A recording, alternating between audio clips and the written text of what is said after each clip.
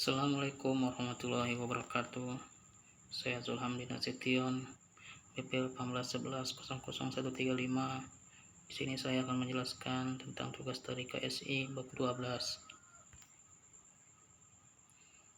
Bab 12 Cyber Law. Cyber Law itu adalah hukum yang digunakan di dunia cyber, dunia maya yang umumnya diasosiasikan dengan internet. Cyber law dibutuhkan karena dasar atau fondasi dari hukum di banyak negara adalah ruang dan waktu. Sementara itu, internet dan jaringan komputer mendobrak batas ruang dan waktu ini. Yuridis cyber law tidak sama lagi dengan ukuran dan kualifikasi hukum tradisional. Tujuan dari cyber law itu sangat dibutuhkan di kaitannya dengan upaya pencegahan tindak pidana ataupun penanganan tidak pidana. Cyber law akan menjadi dasar hukum dalam proses penegakan hukum terhadap kejahatan dengan sarana elektronik dan komputer, termasuk kejahatan pencurian uang dan kejahatan terorisme. Ruang lingkup cyber law. Pembahasan mengenai ruang lingkup cyber law dimaksud dengan inventarisasi atas persoalan atau aspek-aspek hukum yang diperkirakan berkaitan dengan pemanfaatan secara garis besar. Ruang lingkup cyber law ini berkaitan dengan persoalan atau aspek-aspek hukum, mulai dari pertama itu hak cipta, hak merek, pencemaran nama baik, hate speech, hacking virus, regulation internet resource, privacy, duty care, criminal liability, procedural issue, electronic contact, pornografi, robbery, consumer protection. Itu yang aspek hukum dari cyber law. Topik-topik cyber law dari setiap negara. Pertama itu informasi security, menyangkut masalah keautentikan pengiriman atau penerima dan integritas dari pesan yang mengalir melalui internet. Dalam hal ini diatur masalah keberadaan dan kesadaran tanda dengan elektronik, right in electronic information soal hak cipta dan hak-hak yang muncul dari pengguna maupun penyedia konten. Online transaction meliputi penawaran jual beli, pembayaran melalui pengiriman barang melalui internet. Regulation information konten, sejauh mana perangkat hukum pengatur konten yang dialirkan melalui internet. Regulation online contact data karma dalam berkomunikasi dan berbisnis melalui internet, termasuk perpajakan, restriksi ekspor, impor, kriminalitas, dan yuridis hukum. Asas-asas cyber law dalam kaitan dengan penentuan hukum yang berlaku dikenal beberapa asas yang biasa digunakan, yaitu subjektif, territoriality yang menekan bahwa keberlakuan hukum ditentukan berdasarkan tempat pembuatan dilakukan dan penyelesaian tindak pidananya dilakukan di negara lain. Objektif territoriality yang menyatakan bahwa hukum yang berlaku adalah hukum di mana akibat utama pembuatan itu terjadi dan memberikan dampak yang sangat merugikan bagi negara yang bersangkutan. Nationality yang menentukan bahwa negara mempunyai jurisdiksi untuk menentukan hukum berdasarkan kewarganegaraan pelaku. Berempat itu passive nationality yang menekan yurisdiksi berdasarkan kewarganegaraan korban. Nomor 5, protective principle yang menyatakan berlakunya hukum berdasarkan atas kegiatan negara untuk melindungi kepentingan negara dari kejahatan yang dilakukan di luar wilayahnya, yang umumnya digunakan apabila korban adalah negara atau pemerintah. Universality asas ini selayaknya memperoleh perhatian khusus terkait dengan penanganan hukum kasus-kasus cyber. Asas ini disebut juga sebagai universal interest jurisdiction. Pada mulanya asas ini menentukan bahwa setiap negara berhak untuk menangkap dan menghukum para pelaku pembajakan. Asas ini kemudian diperluas sehingga mencakup pula kejahatan terhadap kemanusiaan, crimes against humanity, misalnya penyiksaan, genosida, pembajakan udara, dan lain-lain. Teori-teori dari cyber law itu pertama itu the theory of the uploader and the downloader. Berdasarkan teori ini, suatu negara dapat melarang dalam wilayahnya kegiatan uploading dan downloading yang diperkirakan dapat bertentangan dengan kepentingannya. The theory of law of the server. Pendekatan ini memperlakukan server di mana web page secara fisik berlokasi, yaitu di mana mereka dicatat sebagai data elektronik. Menurut teori ini, sebuah web page yang berlokasi di server pada Stanford University tunduk pada hukum California. Namun teori ini akan sulit digunakan apabila uploader berada dalam jurisdiksi asing. The theory of international spaces. Ruang cyber dianggap sebagai the fourth space. Ia menjadi analogi adalah tidak terletak pada kesamaan fisik, melainkan pada sifat internasional, yakni safer against equality. Cybercrime, sebuah bentuk kriminal yang mana menggunakan internet dan komputer sebagai alat atau cara untuk melakukan tindakan kriminal. Masalah yang berkaitan dengan kejahatan jenis ini misalnya hacking, pelanggaran dan hak cipta, pornografi anak, eksploitasi anak, carding, dan masih banyak kejahatan dengan cara internet, juga termasuk pelanggaran terhadap privasi ketika informasi rahasia hilang atau dicuri dan lainnya.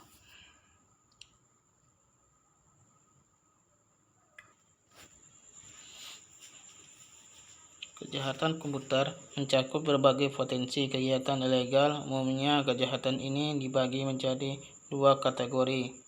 Kejahatan yang menjadikan jaringan komputer dan device secara langsung menjadi target. Kejahatan yang terfasilitasi jaringan komputer atau device, dan target utamanya adalah jaringan komputer independen atau device. Malware, maldos software, kode. Malware berasal dari singkatan kata maldos dan software. adalah perangkat lunak yang menciptakan untuk menyusup atau merusak sistem komputer, server, atau jaringan komputer tanpa izin informed consent dari pemilik. Istilah ini adalah istilah umum yang dipakai oleh pakar komputer untuk mengartikan berbagai macam perangkat lunak atau kode perangkat lunak yang mengganggu atau menyusik. Istilah virus komputer terkadang dipakai sebagai frasa pemikat catchphrase untuk mencakup semua jenis perangkat perusak termasuk virus murni, true virus.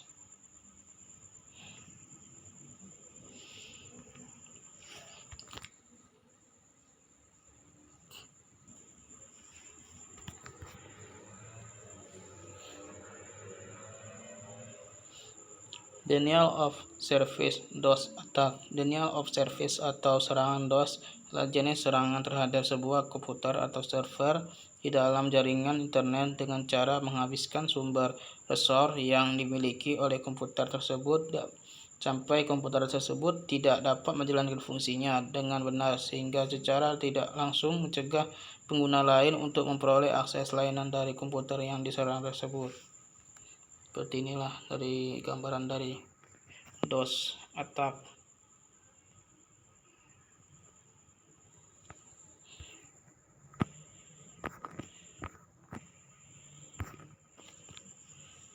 Komputer virus. Virus komputer merupakan program komputer yang dapat mengandalkan atau menyalin dirinya sendiri dan menyebar dengan cara menyisipkan salinan dirinya ke dalam program atau dokumen lain. Virus murni hanya dapat menyebar dari sebuah komputer ke komputer lainnya dalam sebuah bentuk kode yang bisa dieksekusi ketika inangnya diambil ke komputer target. Contohnya ketika user mengirimnya melalui jaringan atau internet atau membawanya dengan media lepas floppy disk, CD, DVD, atau USB drive. Virus bisa bertambah dengan menyebar ke komputer lain dengan menginfeksi file pada network file system, sistem file jaringan, atau sistem file yang diakses oleh komputer lain. Phishing scam. Dalam security komputer, phishing Indonesia pengelabuan adalah sebuah bentuk penipuan dicirikan dengan percobaan untuk mendapatkan informasi peka seperti kata sandi dan kartu kredit dengan menyamar sebagai orang atau bisnis yang dipercaya dalam sebuah komunikasi elektronik resmi seperti surat elektronik atau pesan instan. Istilah phishing dalam bahasa Inggris berasal dari kata phishing, memancing. Dalam hal ini berarti memancing informasi keuangan dan kata sandi pengguna.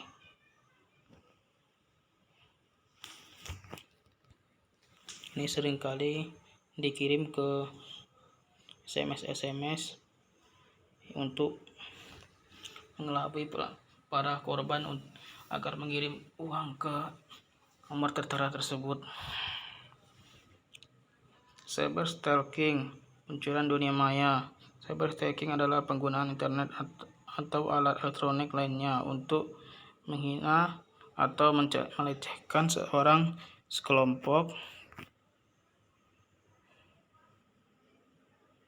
orang, atau organisasi. Hal ini termasuk tuduhan palsu, memata-matai, membuat ancaman, pencurian identitas, perusakan data, atau peralatan pengasuhan anak di bawah umur, tuksek, atau mengumpulkan informasi untuk mengganggu. Definisi dari pelecehan harus memenuhi kriteria bahwa seorang secara wajar dalam kepemilikan informasi yang sama akan menganggap itu mencakup untuk menyebabkan kesulitan orang lain secara masuk akal.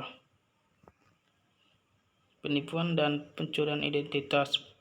Pencurian identitas adalah penggunaan identitas orang lain seperti KTP, SIM, atau paspor untuk kepentingan pribadinya.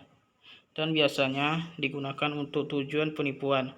Umumnya penipuan ini menghubungkan dengan internet, namun sering hingga terjadi ke kehidupan sehari-hari, misalnya penggunaan data yang ada dalam kartu identitas orang lain untuk melakukan suatu kejahatan. Pencuri identitas dapat menggunakan identitas orang lain untuk suatu transaksi atau kegiatan, sehingga pemilik identitas yang aslilah yang kemudian dianggap melakukan kegiatan atau transaksi tersebut. Perang informasi, information warfare. Perang informasi adalah penggunaan dan pengelolaan informasi dalam mengejar keunggulan kompetitif atas lawan. Perang informasi dapat melibatkan pengumpulan informasi taktis, jaminan bahwa informasi sendiri adalah sah, penyebaran propaganda atau diinformasikan untuk menurunkan moral musuh dan masyarakat, merusak kualitas yang menentang kejahatan informasi, dan penolakan peluang pengumpulan informasi untuk menentang kekuatan informasi. Perang yang berhubungan erat dengan perang psikologis. Cybercrime, hacker dan cracker. Menurut Michelle, hacker didefinisikan sebagai seorang yang memiliki keinginan untuk melakukan eksploitasi dan penetrasi terhadap sebuah sistem operasi dan kode komputer pengaman lainnya, tapi tidak melakukan tindakan pengerusakan apapun. Tidak dapat mencuri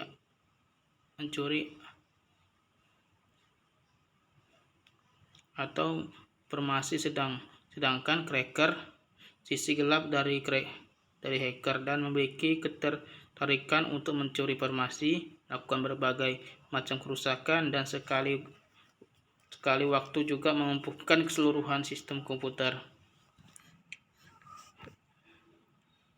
Recreational hacker, kejahatan yang dilakukan oleh netter tingkat pemula untuk sekedar mencoba kekurangan andalan sistem sekuritas suatu perusahaan. Cracker, criminal minded hacker, melalui pelaku memiliki motivasi untuk mendapatkan keuntungan finansial, sabotase, dan pengusahaan data. Tipe kejahatan ini dapat dilakukan penggolongan hacker dan cracker dengan bantuan orang lain atau orang dalam. Political hacker, aktivis melakukan pengusahaan terhadap ratusan situs web untuk mengkampanyekan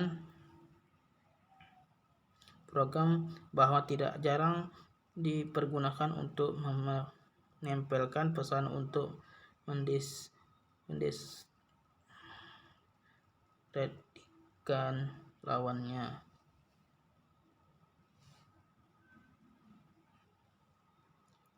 Perangkat hukum cyber law. Agar pembentukan perangkat perundangan tentang teknologi informasi mampu mengarahkan segala aktivitas dari dunia cybercrime sesuai dengan standar etik dan hukum yang disepakati, maka proses pembuatannya diumpamakan sebagai berikut.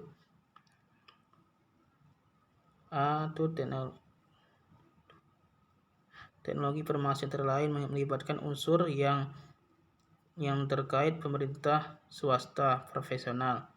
Yang B itu menggunakan pendekatan moderat untuk mensintetiskan prinsip hukum konvensional dan norma hukum baru yang akan terbentuk, memperhatikan keunikan dari dunia maya, mendorong adanya kerjasama internasional, mengingat sifat informasi yang global, menempatkan sektor swasta sebagai leader dalam persoalan yang menyangkut industri dan perdagangan.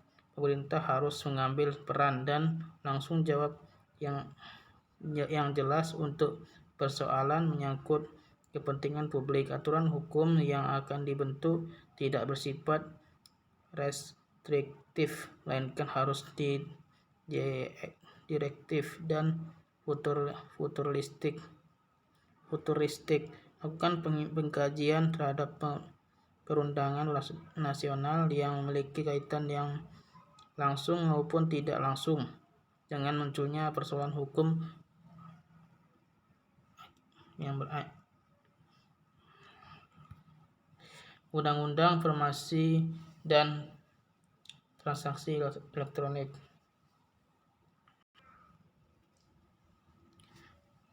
Rancangan Undang-Undang Informasi dan Transaksi Elektronik (RUU